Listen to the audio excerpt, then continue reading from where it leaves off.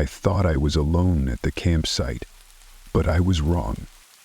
I had rented a cabin in the woods for the weekend, hoping for some peace and quiet away from the city. It was just me and my dog Max, and I figured it would be a perfect escape. The cabin was secluded, tucked away on a small trail in a dense forest. But as night fell, the quiet was almost too much. I remember sitting on the porch, staring into the darkness, listening to the rustling of the leaves and the occasional howl of distant wolves. Max was curled up at my feet, asleep, but I couldn't shake the feeling that something was watching. But I shrugged it off. It was just the isolation, I told myself. I went inside to make dinner and tried to distract myself with my phone. That's when I saw it, the notification. It was a picture from my friend Kate. She'd sent me a photo of her dog, saying she was missing Max. I stared at the photo for a second, confused. I didn't remember sending her anything. The weird part? The photo of her dog was taken just outside the cabin, and I hadn't told her where I was.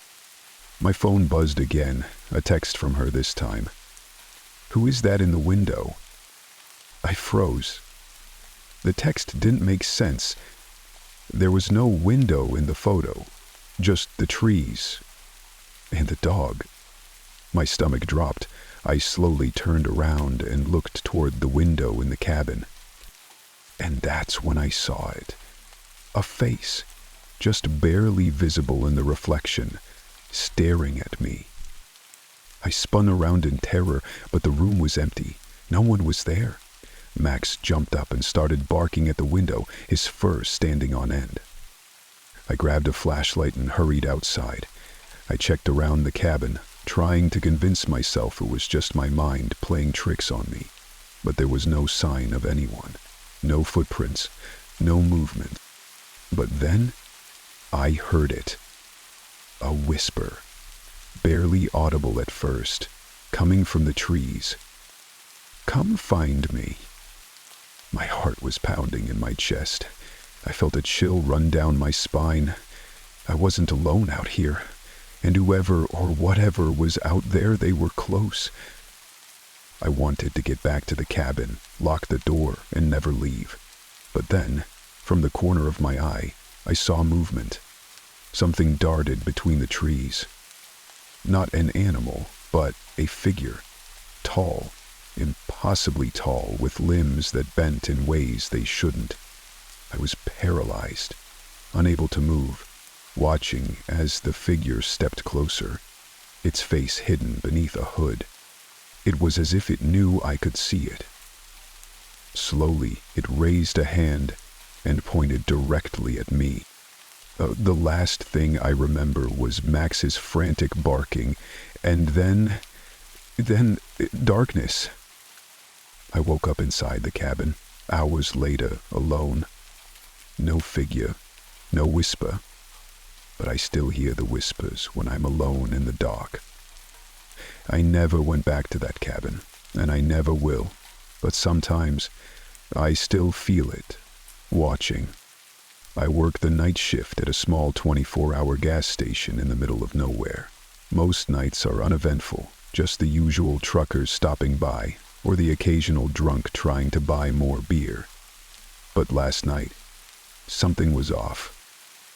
Around 2 a.m., a man pulled up in an old, beat-up car. His headlights flashed through the windows as he parked by the pumps. I noticed he didn't turn the engine off. He just sat there, staring ahead. At first, I thought he was just waiting for someone, or maybe had fallen asleep, but something felt wrong. I watched him for a while, the silence in the store stretching on. The clock on the wall ticked louder than usual. I started to feel this creeping unease, like I wasn't alone anymore, even though the store was empty. Finally, I decided to do my usual routine check of the pumps and the lot. When I stepped outside, the man was still sitting in his car, but now I could see his face, pale, expressionless, and covered in sweat. I don't know why, but my stomach dropped. I hesitated, but then walked over to him, trying to sound casual. "Everything all right, sir?" I asked. He didn't respond, just kept staring ahead. I was about to ask again when he slowly turned his head toward me. His eyes were wide, too wide, and there was something off about them. Like they weren't even looking at me, but through me. He whispered something I didn't catch, then suddenly slammed the car door and sped off. The tires screeched, and I watched as the taillights disappeared down the dark road. I don't know what came over me, but I had this overwhelming urge to check the back of the store. I figured I was just on edge, but I grabbed the flashlight from under the counter and walked through the dimly lit back hall. That's when I saw it.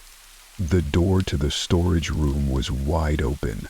I never leave that door open. I always lock it after checking inventory. My heart raced. I slowly approached the door, shining my flashlight inside. I froze. There, on the floor, was a pile of old, dirty clothes, and next to them, a rusted, blood-stained knife. My first instinct was to call the police, but then I heard a noise, a scraping sound from behind me. I spun around, but no one was there. Just the empty back hall, the same as it always was. That's when I realized the man had never left. He'd been here the whole time, hiding, watching. I still don't know how he got into the storage room without me hearing it, or what he was planning. The police never found anything. They said I was probably just tired, imagining things, but I know what I saw, and I'm not staying on the night shift alone anymore. I didn't believe in ghosts, but now I'm not so sure. It started as an innocent road trip. My friends and I decided to drive through the countryside, exploring old towns and forgotten landmarks. We came across this tiny village, barely more than a handful of houses, and decided to stop for a break. I mean, it looked like something out of a horror movie, but we laughed it off and kept going. We found a small abandoned house on the edge of town. It wasn't listed as a landmark, but the overgrown yard and cracked windows made it stand out. A perfect place for a little exploration. I told my friends we should check it out, but they hesitated. They all agreed it felt off. But I pushed them. It's just an old house. What's the worst that could happen? So we went in. The front door creaked open, as if it hadn't been touched in years. Dust covered everything. The furniture was decayed, the floors creaked beneath our feet, and the air was thick with the scent of mildew. But there was something else. Something that sent a chill down my spine.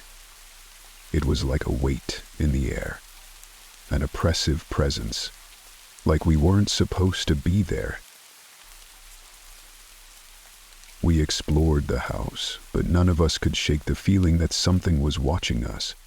I tried to laugh it off, but when I got to the top of the stairs, I saw it, a reflection in the cracked mirror at the end of the hallway. At first, I thought it was just my imagination, but as I stepped closer, my blood ran cold. It wasn't me in the mirror. It was a woman, pale, with dark hair matted to her face, her clothes tattered and dirty. She stared at me, her eyes wide open and unblinking. I turned around, heart racing, but there was no one behind me. I was alone. I called out to my friends, but no one answered. I rushed down the hallway, desperate to find them, but the house seemed to stretch longer with each step. It was like the walls were closing in on me. Suddenly I heard a voice, a low, raspy whisper from somewhere behind me. "Get out!" I whipped around, expecting to see one of my friends, but there was no one there. The air grew colder and I could feel something brush against my neck. I ran. I ran through the dark rooms, calling out for my friends, but it was like they had vanished. The house was alive, shifting, trapping me. I stumbled down the stairs, the floorboards groaning under my weight, and when I finally reached the front door, it slammed shut in my face. I turned back, panic rising in my chest, and that's when I saw her again. The woman from the mirror. She was standing in the doorway, her mouth twisted into a smile. I didn't stay to see what happened next. I threw myself at the door, and it gave way just enough for me to escape into the night. I ran to the car, breathless and shaking, but when I looked back, the house was gone. The village, too. There was nothing left but empty land and trees. To this day, I can't explain what happened. My friends swear they never went inside, and when I tried to show them the spot where the house stood, it was just an empty field. But sometimes, I still hear that voice, "Get out," and I don't know if I ever truly left.